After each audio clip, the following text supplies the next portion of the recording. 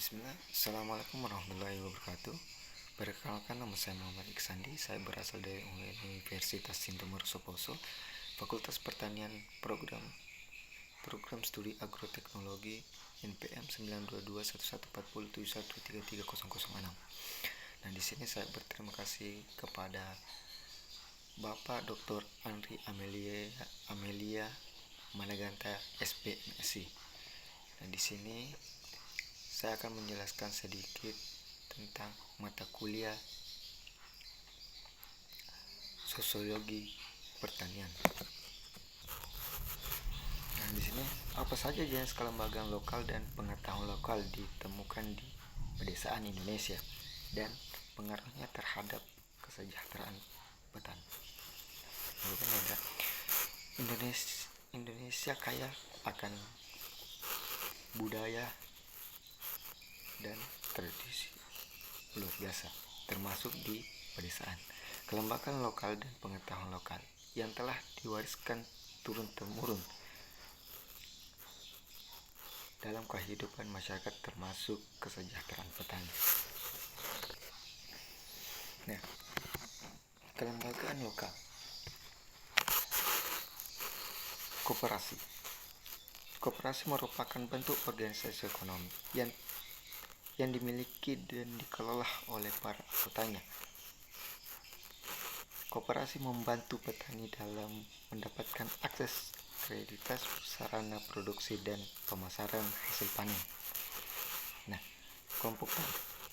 kelompok tani yang bekerja sama dalam kegiatan petani seperti pengadaan pupuk, penggunaan alat mesin pertanian. Lembaga adat berperan dalam mengatur kehidupan sosial dan budaya masyarakat, termasuk dalam pengelola sumber daya alam dan konflik antar warga. Nah, Asosiasi Petani adalah organisasi yang memperjuangkan kepentingan petani seperti akses pasar, harga jual, dan kebijakan pemerintah yang mendukung pertanian. Nah, pengetahuan lokal. Nah, sistem pengetahuan lokal atau tradisional pertanian seperti bercocok tanam yang telah diwariskan turun-temurun, seperti memilih varietas tanaman, cara pengolahan tanaman, dan pengendalian hama dan penyakit secara tradisional. Pengelola sumber daya alam. Pengetahuan tentang pengelolaan sumber daya alam secara berkelanjutan seperti pengolahan hutan dan tanaman. Soal nomor 2 adalah bagaimana sistem kelembagaan lokal dan pengetahuan lokal dan berkontribusi dalam pengelolaan pertanian di pedesaan. Nah, sistem kelembagaan dan pengetahuan adalah dua pilih penting dalam menopang pengelola pertanian di pedesaan, khususnya di Indonesia.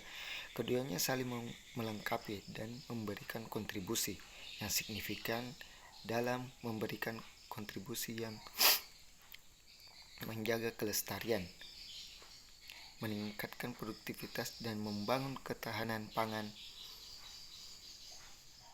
Nah, sistem kelembagaan. Pengetahuan akses sumber daya kelembagaan lokal seperti adat, kelompok tani, dan lembaga desa mengatur sumber daya penting seperti air, tanah, dan hujan. Hal ini memastikan pembangunan yang adil dan berkelanjutan, mencegah eksploitasi, dan menjaga keseimbangan eksisten. Contoh nomor 3 adalah contoh mengenai kelembagaan lokal dan pengetahuan lokal yang khas tersebut dan pengaruhnya terhadap masyarakat. Nah, di sini ada namanya subak di Bali. Kelembagaan sistem subak dalam sistem irigasi tradisional di Bali yang mengatur air untuk sawah padi. Subak memiliki struktur organisasi yang kuat dengan kepemimpinan atau ban desa dan anggota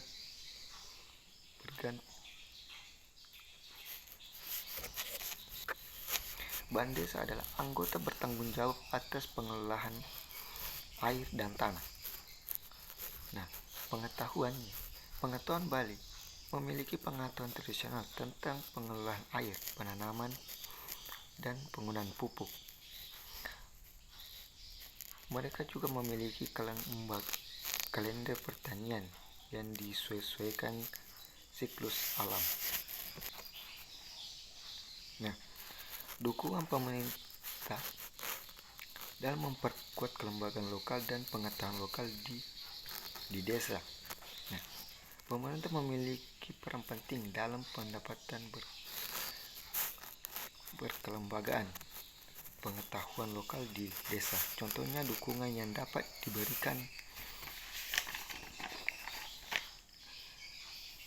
Nah, kebijakan pelestarian budaya dan kearifan lokal. Pemerintah dapat mengeluarkan kebijakan untuk melindungi dan melestarikan budaya dan kearifan lokal di desa seperti seni tradisional, bahasa daerah. Nah, peran memberdayakan masyarakat.